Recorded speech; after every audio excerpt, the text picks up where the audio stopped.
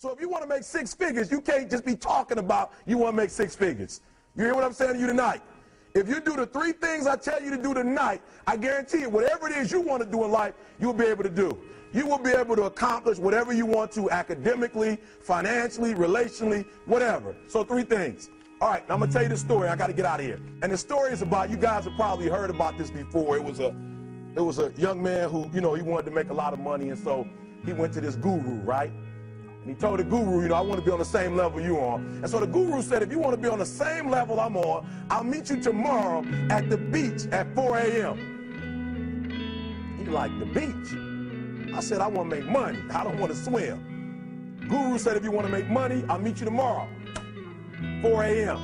So the young man got there at 4 a.m. He all ready to rock and roll, got on the suit, should have wore shorts. The old man grabs his hand and said, how bad do you want to be successful? He said, real bad. He said, walk on out in the water.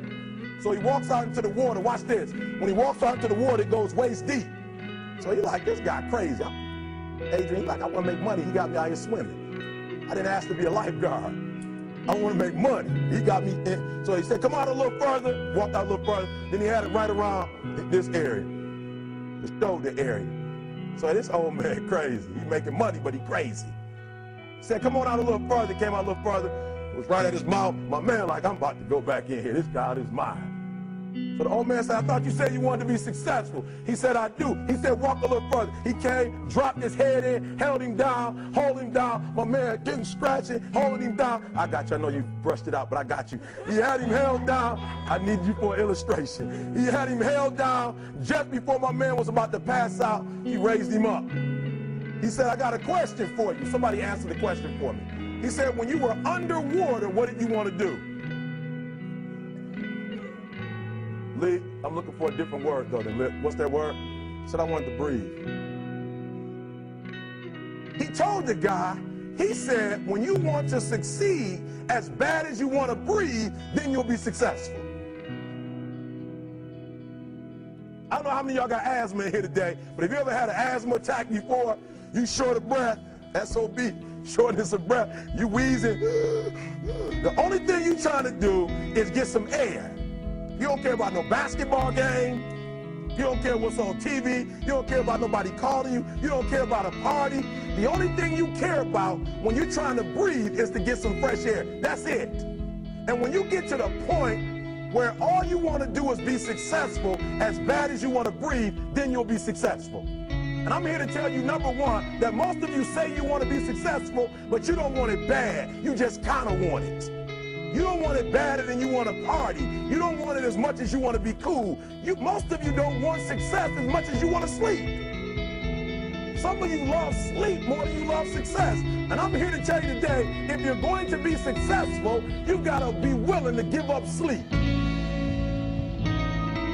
You got to be willing to work off for 3 hours of sleep, 2 hours. If you really want to be successful, some days you're going to have to stay up 3 days in a row.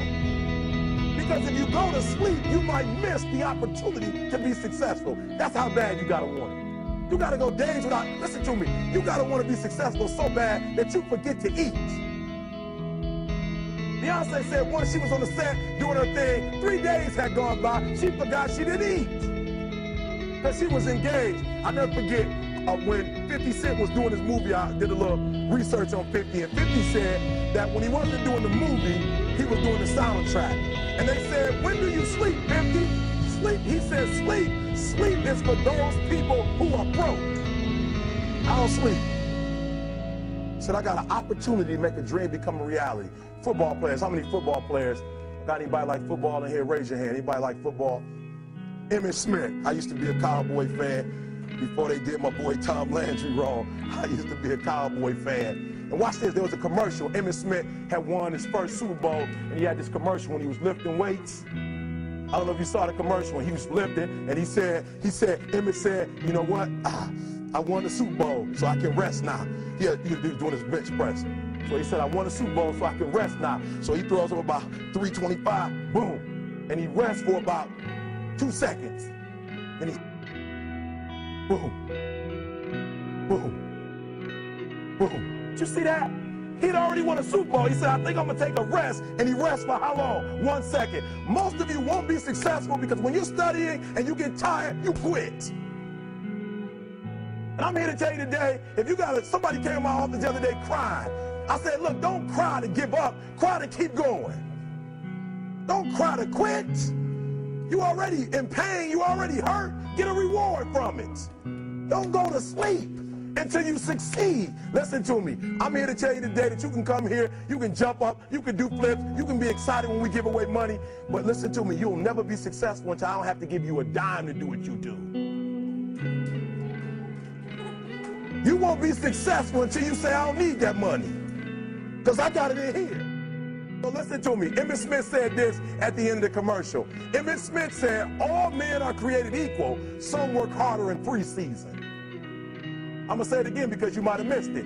All men are created equal. Some work harder in preseason. So that means that there are some people who are going to see the professor, going to see the TA. And even when the professor says, I don't meet with you, my TA meets with you, you say, I don't want to talk to your TA. I don't pay the TA. I pay you to teach me.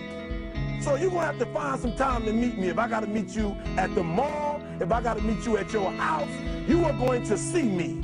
Listen to me. All men are created equal. Some work hard in preseason. When I went to college, guys were way smarter than me. 4.0s, 3.0s. They went to the Ivy League high schools, came to Oakwood from these great high schools. Most of them are not doing what I'm doing. Why? Because it's not about where you come from. It's about heart. You come to a place where, being smart ain't enough. You got to have heart. That's number one. Watch number two. Number two, catch number two. I wrote it down. I wanted to make sure you got it. It says to be, watch this. We're talking about sacrifice now. The important thing is this. You're right while I'm saying it, because I only have about 3 more minutes. Listen to me. The most important thing is this. To be able at any moment to sacrifice what you are for what you will become. That's the number 2 thing. You got to catch that one. To be able to, listen to me, at any moment. Some of you can make sacrifices when Monday Night Football is not on. You can make a sacrifice. But when the game come on, for some reason, you just attached to it. For some of you, when your favorite show come on, you can make sacrifices on Sunday when ain't nothing going on. But when your favorite show comes on Monday, bam, some of you focus until the phone ring, and then you like, I gotta answer it. If I don't answer the phone, I'm gonna die. I'm saying to you today that there are some of you, if you give up your cell phone, you will be successful. But your cell phone is more important to you than your success. I'm gonna say it again. I'm gonna hurt somebody. Some of you need to give up your cell phone, because the time you spend on your cell phone could be used for your success. The time you could be using to be successful, you're using it on the cell. And the cell phone is not bringing you nothing but a bill. And somebody has told you you couldn't live without it. I'm talking about going deep now, giving up stuff. Watch what it says. To be able at any moment to sacrifice what we are for what we could be. I don't do well in math. You're right. You ain't never studied. I'm not good in writing because you have never written before. But I dare you to fail in writing for a whole year to see if you can get to the end. I dare you to fail. I dare you to take that same class over and over again. I dare you to stop dropping classes like you soft. Always want to give up. I'm dropping. Why are you dropping? I'm so grateful that the slaves didn't drop and quit. Say, I'm just going to stop. I'm a slave. I'm just going to be a slave. I'm going to quit. Listen to me. The slaves said, we will live because one day we will become. We won't always be slaves. So today, although we're slaves, we're going to act like we're free, and one day our children will be free. If the slaves would have just said, we quit, we give up, we would have died in the Middle Passage. But some slaves said, I don't care what we go through, we're going to survive this. 400 years of slavery, we're going to get through this. And you can't get through it 1825. You can't get through a writing class, and you got tutor after tutor, resource after resource. The problem is, you ain't never felt no pain before. You're soft. It's a soft generation. You quit on everything. Our people did not quit. Harriet Tubman not only made it, she went back and got some more. She said, you know what, I made it, but I'm going to walk all, listen to me, shh. not ride the bus. I'm going to walk all the way back down to the south to get some more. And you quitting on 1825? Now watch this. You quit after you, listen to me, you get a sleeping bag and you wait for them.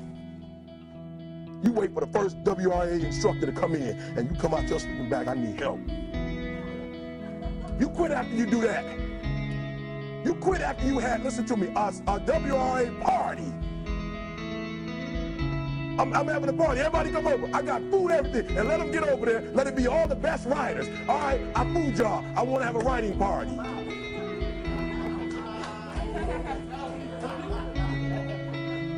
I'm serious. You quit and you ain't even tried yet. Last one. I'm sorry. Last one. Listen to me. Pain is temporary. It may last for a minute or an hour or a day or even a year. But eventually, it will subside. And something else will take its place. If I quit, however, it will last forever. Listen to me, I'm telling you as I leave. I'm telling you as I leave, I was homeless for 2.5 years. And the problem with most of you never felt no pain before. Y'all spoiled. Y'all spoiled. Some of y'all spoiled, just bottom line. Your parents have done everything for you. You never had to do nothing for yourself. You're spoiled. We're going to keep it real tonight. Some of you are spoiled brats. Every time you ever got in trouble, somebody in your house got you out of it. Every time you've done something you're not supposed to do, people say, Eric, your mother's a tyrant. You're right. She kicked me out. You're right. She's mean, but she developed a man because she put me out there and said, you're going to have to grow up. And some of you have never learned to grow up. And so every time something get hard, you quit, you call mama. I dare you to take a little pain. I dare you. I dare you not to go home. Somebody said, I don't go home, I feel bad. Go through it. You ain't gonna die. At the end of pain is success. You're not gonna die because you're feeling a little pain. I'm not eating like I eat at home. That's why you're about to go to the next level, because if you keep eating like you ate at home, you'll keep being a boy or a girl. It's time to become man, woman. So don't worry about a little pain. My greatest asset is I was homeless. So I can't feel a whole lot of pain. I've already been alone. There's not a whole lot of hurt I can feel on a little paper, on a little test. So I leave you, listen to me. We have gotten to a point where it's midterms and we're moving forward. The days of you getting money, I'm not saying we quitting, but I'm saying the day has got to go from external to internal. You have to give it everything you got. No more TV, no more parties, no more playing. If you don't have a 4.0, what you need to be doing is studying. Get off the phone. I'm sorry, I'm not available until the end of this year. No, I'm for real. You reached the right number, but you called me at the wrong time. Call me back January 1st. I'm about to get busy now. Huh? I want you to have a countdown of your own and say when the countdown is over, we're the real, watch me, because when I was homeless, I knew something was wrong. I knew that wasn't the best of me. And one day I said, will the real Eric Thomas please stand up? Will the real Eric Thomas please stand up? Stop being this high school dropout. Stop giving up. Stop sleeping on the street. Stop walking up and down Fecal Avenue like you ain't got nothing, and get your GED. Stop being afraid to take a test. Stop being afraid to go to college because your daddy didn't go and your mama didn't go. Stop being afraid and be the best Eric Thomas you can be. But listen to me, it's going to be hard. It took me 12 years to get a 4-year degree, but I got it. And guess what? On a degree, it don't have dates. So if it took you 4 and it took me 12, it don't show up nowhere. But I'm exactly where I wanted to be because I realized I got to commit my very being to this thing. I gotta breathe it, I gotta eat it, I gotta sleep it. And until you get there, you'll never be successful in life. But once you get there, I guarantee you, the world is yours. So work hard and you can have whatever it is you want. Thank you guys for your time.